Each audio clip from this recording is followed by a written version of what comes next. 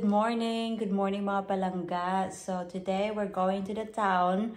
I'm going to see my dentist, but before that we're going to next to return some of the items that I bought from last week. This is actually for John, but then when I showed this to him, he did not like it and he just said, just return it. That's what he says. Si John kasi hindi talaga yan nagsusugarcoat. Pag sinabi niya na hindi or hindi niya gusto, yan yung sinasabi niya. So i-return ko to and hopefully I will get my money back. I'm not hopeful na I will get my money back kasi I used the gift card. And if you're gonna say, oh, you cannot have your money back and you just have to choose items from the store, then I'll just have to choose for myself. And I'm going to go to the village shop as well. Yan. So this is actually a Christmas decoration. I no longer need this. And this one is my uniform. I've ordered a uniform, but then hindi siya kakulay ng uniform namin sa hospital. So, if you're asking me why I ordered a uniform for myself, the uniform that they provided me at work, sobrang laki mga loves. Although na extra small na siya. Yes, extra small na siya. And hindi talaga siya proportion sa katawan ko ba. I'm not saying naman I would like my uniform to be fit on me. Hindi ko naman gusto siya na body fit sa akin. Gusto ko lang ba na proportion siya. Hindi talaga siya proportion. So, ang tagal-tagal kong hinintay na dumating yung uniform na yun, hindi pa din pala sa akin. Hindi siya bagay sa akin. Yung sleeves niya, sobrang laki. Tapos, yung top itself, para na siyang mga palangga. Para na siyang dress. Yung mini dress ba?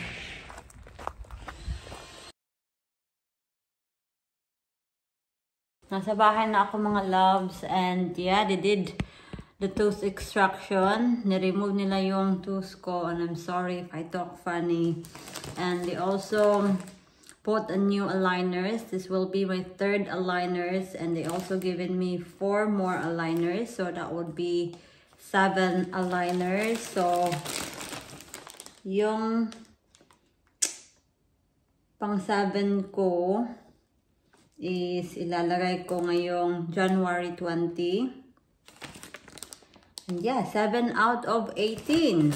So yeah, you just need to trust the process. They also put some attachment for my teeth para mag-move yung teeth ko. And pumunta din pala ako sa Oriental shop. I feel like na yung laway ko tumutulo, pero hindi naman tumutulo, no? So, pumunta din ako sa Oriental shop para bumili ng pang-pansit ngayong New Year, pang Pasko, yan.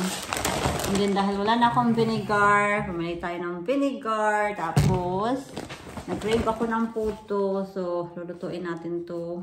Sayang, wala akong Eden cheese.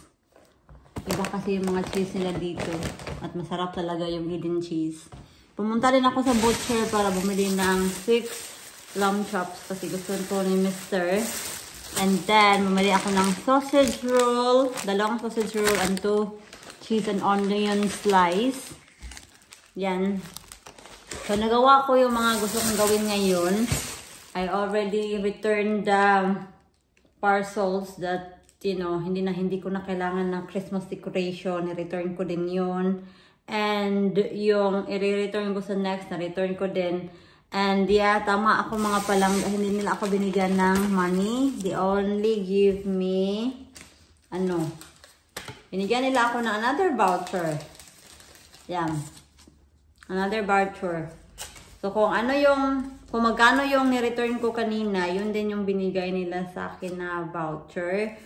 Sabi naman niya, 2 years daw to before mag-expired. Kaya, yun, hindi ko na lang minadali na bumili kasi when I was in the store, malapit na yung appointment time ko. Kaya sabi ko sarili ko, Babalik ba ako after sa aking dentist appointment or next year na lang? Baka maraming sale next year. So, hindi ako bumalik after sa aking dentist appointment. Next year na lang to natin i-expand. 7:24 na dito ng gabi mga loves. And hindi na numb yung area. Pero masakit pa din mga palangga. And I think I've spoke too soon about wearing aligners. Sobrang sakit ng mga ngipin ko ngayon. I don't know if dahil sa tooth extraction or dahil nilagyan nila ng what they call this, attachment. And feeling ko talaga yung ngipin ko is they are all moving. Tiis ganda talaga, as in, ang sakit. Ganito pala, no? Ganito pala ang magpaganda. You need to experience the pain before you achieve the result. Meron akong trabaho tomorrow and I am debating kung papasok ba ako tomorrow or hindi. I will see na lang in the morning kasi late na din na tumabag ulan ng tao sa department ngayon. Nag-call in sick ako sa trabaho ngayon mga palangga kasi hindi talaga maganda yung pakiramdam ko. And I woke up like 3:45 ata yun. And as in, mainit ako. Meron akong temperature. So, ayun, uminom ako ng paracetamol. And I don't know if you can see that, but it's a bit swollen. And it's still painful. Kaya hindi na lang ako hindi na ako pumasok. And hindi ko talaga alam yung feeling ko ngayon mga palangga. Feeling ko, lahat ng teeth ko ngayon is para siyang loose. Yun yung feeling ko ngayon. But then, gutom ako mga loves. Kaya, kailangan natin kumain. And gusto kong magluto ng puto. Magluluto tayo ng puto. Yung ready mix na. So, yung brunch ko is meron tayong leftover na pansit and then rice. Ito yung puto natin, yung nabili ko kahapon. Madali lang naman to. Yan. So, sabi dito, 1 cup of water, 1/2 cup of sugar, and 5 tablespoons of cooking oil. Okay. Ito na, na-mix ko na yung ating puto. Ang ginamit ko is, milk, hindi water. And ito na. Yan, 4 lang yung ilalagay ko. Kumukulo na rin yung ating tubig. And then, that's it. See ya. So, 15 to 20 minutes daw. Ito na lahat yung puto natin. So, yan. Nakagawa tayo ng 12 puto sa isang pack. Yan. Tikman natin.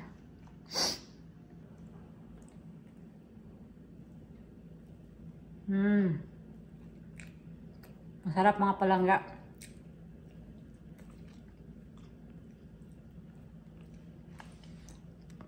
Mas lalo itong sumarap pag merong cheese. Pero yun na nga, wala tayong cheese.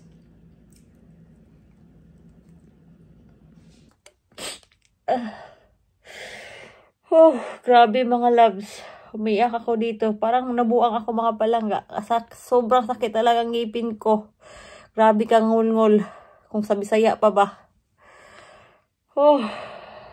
Ganito pala talaga mga palangga. Yung mapaganda ba. Oh my goodness.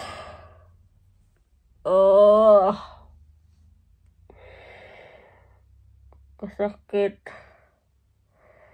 Sakit ka ako ngipon. Oh my god. The only painkillers that I've taken is paracetamol. Yun lang yung available namin. Ay, nako. Nakatulog ako mga palangga kasi kanina talaga ang sakit-sakit ng ngipin ko. Nakatulog ako and tingnan nyo dito, sobrang dilim na dahil naka-close na kasi yung area na to. Kahit maliwanag pa, ang dilim-dilim na tingnan dito sa loob ng bahay. So, ayun, nakatulog ako and hindi na masyado masakit yung ngipin ko. Which is, I'm so thankful about kasi kanina talaga after sa lunchtime. Nako, grabe. Grabe, parang hindi ko na kaya mga palangga kasi bumalik yung childhood memories ko ba. Kasi when I was a little girl, marami akong bad tooth.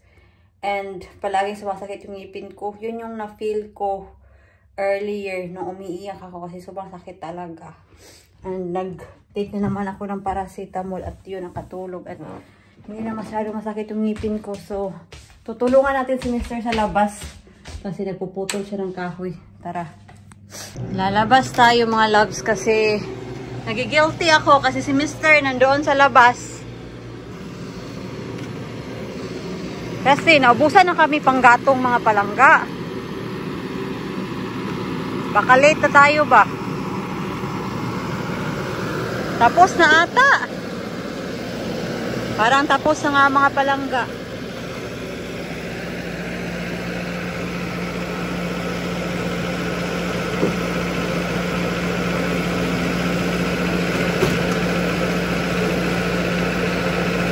Hindi ba niya ako nakikita mga palangga? Concentrate talaga si Mr. ba?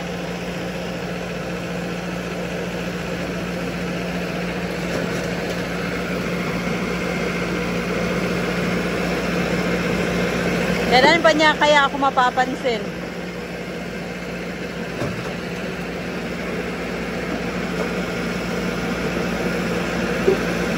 Hindi talaga tumitingin.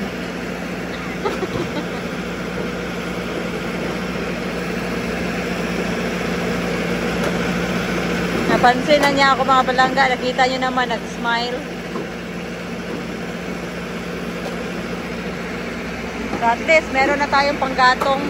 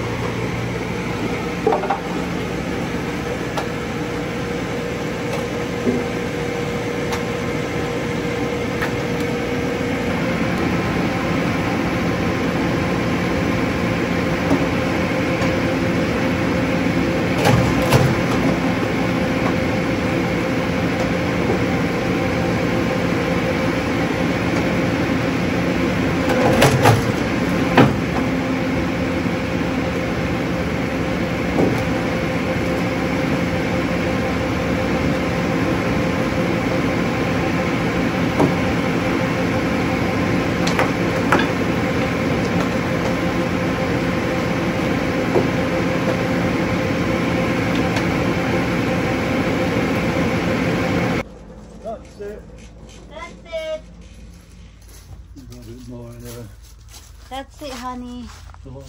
Thank you for cutting some wood so that we will have a firewood for later. I'm just gonna get the bucket. Okay? I'm not allowed to lift heavy things. Nope. Because I just have my teeth pulled. Yeah! No heavy lifting. It actually works now, which is good. No heavy lifting, darling. Okay. Keep it off for a little while at the moment. Right, I'm just gonna get the bucket. Can't get back round, I have to go and this door here. Huh? Can't get back round, it's too wet. You need to be careful then so that you will not be stuck. Oh, we got a delivery. What was that?